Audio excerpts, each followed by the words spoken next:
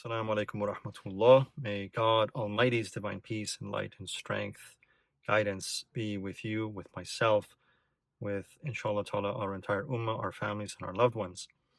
This is Ihsan, and I just recently put up a video about the necessity of really developing strength to succeed and to survive in the world, because that's what it necessitates, that's what it requires, and that's what it's always required. Nothing has changed, although the nature of that battle has changed and it's gone increasingly internal. And somebody posted a comment regarding her experience, and I suppose what sounds like her disappointment or heartbreak with life. And there was a question that was posed, and it was that, why did I lose the will to live? Why did I lose the will to live, or how did I lose the will to live? I made a video not too long ago about the four enemies of humanity, the four enemies of mankind. And if you haven't seen that, I recommend going back and just taking a quick, or watch through that. And very briefly, we have to remember that we have four enemies that have been destined for us as human beings. And first and foremost, shaitan, Satan, right? When humanity was created, Iblis vowed, he promised to ruin them and to lead them to destruction, to self-destruction, because of his envy, because of his jealousy, because Allah Almighty chose al-insan, human beings, as his khulafa, as his deputies, as his representatives in creation. So number one enemy, Satan. Number two enemy, nafs, the self, right? And this generally refers to the physical self. Number three enemy, hawa, which is usually translated as vanity or vain desires or vain thoughts. So in the Eternal Warrior Way program, I really try to reframe this in a way that I think is a little bit more accessible, perhaps, with what we know in the English language, at least. And I would reframe this and also referencing the Quranic references to the different states of the self. So the nafs generally in this context is the gut, right? It's the appetites, it's the physical, it's the body, really the gut, right? The appetite, the hunger, the thirst, and these basic thirsts and desires, these basic hungers that drive a physical organism. The second aspect of the self, which is usually referred to as hawa in the traditional model, is the mind, our own thoughts, ultimately our own vanity, our own narcissism, our own ego and arrogance. That is the mind. So number one enemy, Satan. Number two, the gut. Number three, the mind. And number four, the world. The world. The world is not your friend. The world is not our friend, right? The world is one of our enemies. And there's a difference, and I'll make a separate video on this, inshallah. There's a difference between the world and the universe. These are two very different things. The world is the manifestation of human consciousness. It's what we have created directly and indirectly as a result of our consciousness, as a result of our intent, as a result of our desires and aspirations and wants. It's literally the world that has been developed, created, manifest as a result of human consciousness. That is the world. That is dunya. And that's essentially what we interact with on a daily basis, right? Because we're quite nowadays, especially, very far removed from nature and from the universe itself, from our connection to the universe, which is actually quite tragic because we are disconnected from life. The universe is your ally. There's a difference, but the world is not your friend. And, this is, again, another topic for another video, but Islam is a religion, it's a faith, it's a path, it's a spiritual way that is based in a deep connection with the living and breathing universe itself. That's why all of Islam is based in all of its spirituality, all of its timings are based in the natural phenomena around us, right? The times of the prayer are based on the position of the sun. The days of the month and the year are based on the position of the moon. And we can go on. There are significant natural events that are part of the religion and that are observed in different ways with special prayers and different things. So Islam is a path that is very much rooted and anchored in the living and breathing universe. But the world is something different. The world is what we have created, and it is not our friend, and it is what leads us ultimately to suffering. It's an illusion.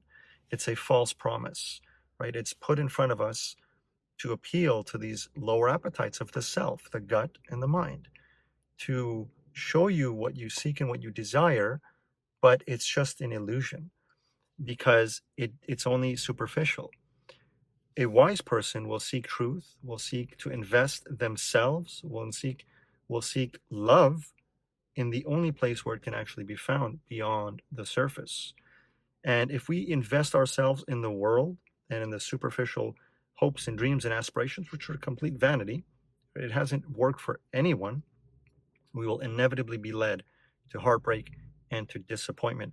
That's why Rumi, Qaddasallahu sirruhu, may Allah Almighty increase his rank and guide us to increasingly grasp the essence of what he was sharing.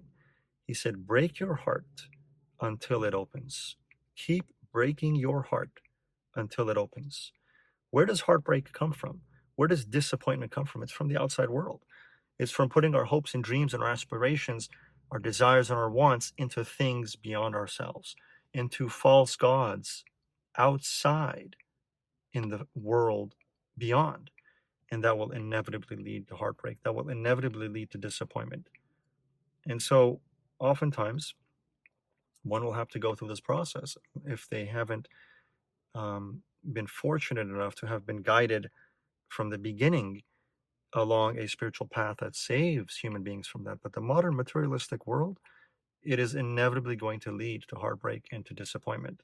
And we will continue to experience heartbreak and disappointment and failure until we finally realize that that it's not out there. There's something I'm doing that's not quite right. And these aspirations and these goals that I have, there's something not quite right about them. They've been misused. And we have to remember that Satan will use your love against you, meaning that he will take a good intention but misdirect it in order to lead you to ruin, to suffering, to failure. So at the core, everyone wants, in reality, that which is they were created for, which is love. Humanity was created for love. It's what sustains us, but we're looking for it in the wrong place. We're looking for it in the world of form. We're looking for it in the outside superficial world. And this is so exacerbated now in the modern world with the media and with the cultural conditioning, that you're going to find happiness outside of yourself. You're going to find completion outside of yourself when you generally meet the right person. It doesn't work like that. You have to be the right person. You have to be whole and complete first and foremost, or all you can do is attract to yourself another broken human being. Because all the world will do is reflect to you who you are. That's all it can do. That's its purpose, to show you yourself. The world, the universe around you is a mirror. It shows us who we are, who we have been, what we have been choosing up until this point, so that we can come face to face with who we really are and correct ourselves and to change, to evolve, to improve, ultimately to awaken. First and foremost, a human being has to become healed and whole, and not seek that outside of yourself, because that is a form of shirk, right? That is a form of worshiping something other than God. True healing, true contentment, true completion, true success, true fulfillment can only come from within. It can only come through you as a result of your connection with life, with Allah subhanahu wa ta'ala, al-Hayy, with al-Haq, the truth in reality. That's where wholeness and contentment, success, completion, fulfillment, happiness come from, not from outside. And the best that anything outside of you can do is reflect to you happiness, your happiness, and thus amplify it. But again, it has to start within. Everything starts within. We are fundamentally at cause for everything that is outside of ourselves.